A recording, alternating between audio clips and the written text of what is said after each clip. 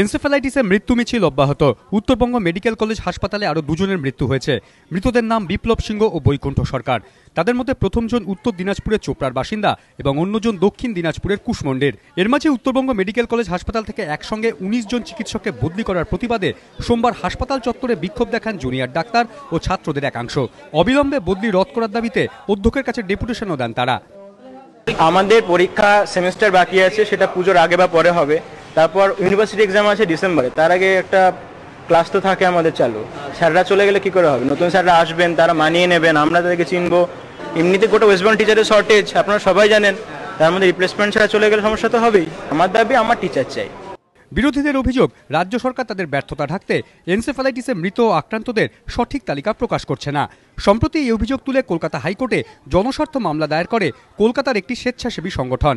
সেই মামলার শুনানিতে এনসেফ্যালাইটিস মোকাবিলায় এখনো পর্যন্ত কি পদক্ষেপ নেওয়া হয়েছে তা জানতে চেয়ে ২১শে আগস্টের মধ্যে রাজ্য সরকারের হলফনামা তলব করেছে হাইকোর্ট।